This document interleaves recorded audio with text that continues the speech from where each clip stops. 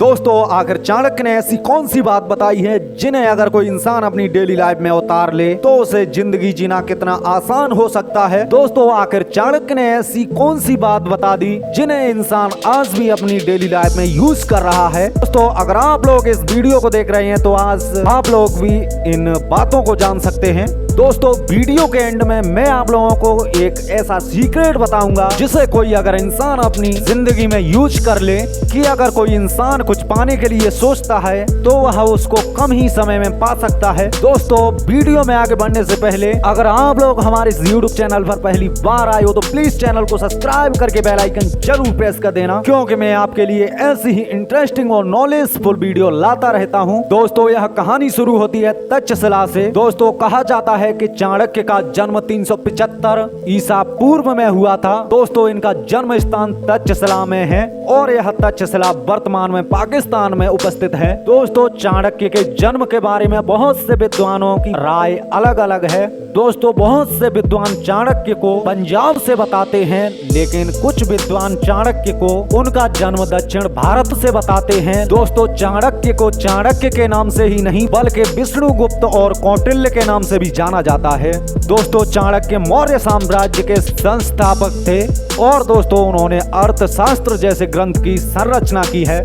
दोस्तों यह अर्थनीति, राजनीति और शासन के सिद्धांतों पर आधारित है। दोस्तों दूसरे नंबर पर जो ग्रंथ है जो कि स्वयं चाणक्य ने ही रचा था, जिसका नाम है चाणक्य नीति। दोस्तों इसमें सूक्तियों और नैतिक शिक्षाओं का संग्रह है जो जीवन के अहम पहलुओं पर मार्गदर्शन प्रदान करता है। दोस्तों इसके अलावा चाणक्य का नाम अन्य प्राचीन ग्रंथों में भी उल्लेखित है, जिसे विष्णु पुराण और भागवत पुराण के नाम से जाना जाता है। चलिए दोस्तों यह तो रही चाणक्य के बारे में कुछ बेसिक सी जानकारी, लेकिन दोस्तों अब हम बात करेंगे चाणक्य की उन बातों के बारे में जिन्हें अगर कोई इंसान अपनी जिंदगी में उतार ले तो वह अपनी जिंदगी को बहुत आसान बना सकता है। दोस्तों चाणक्य एक श्लोक में कहते हैं कि अगर किसी इंसान का कहीं पर सम्मान ना हो तो वह उस जगह को वह इंसान तुरंत ही त्याग दे और वहां से चला जाए। और दोस्तों यह भी बताया गया है कि किसी जगह पर किसी इंसान का सम्मान ना हो तो वह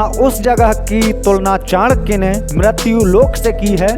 दोस्तों इसीलिए चाणक्य ने मृत्यु को अपमान से बेहतर बताया है और कहा है कि मौत केवल क्षण भर के लिए दुख देती है, लेकिन किसी का हुआ अपमान उसे पूरी जिंदगी भर तक परेशान करता रहता है। दोस्तों चाणक्य ने बताया है कि अगर कोई सांप जहरीला ना हो लेकिन फिर भी उसे जहरीला होने का दिखावा करना चाहिए। दोस्तों इस बात का अर्थ यह निकलता है कि यह शक्ति और प्रतिरोध को प्रदर्शित करता है। दोस्तों अगर किसी के पास शक्ति या लाभ ना हो तो यह विचार बताता है कि किसी की वास्तविक क्षमताओं की परवाह किए बिना समर्थ तथा लचीलेपन की छवि विकसित करना फायदेमंद हो सकता है।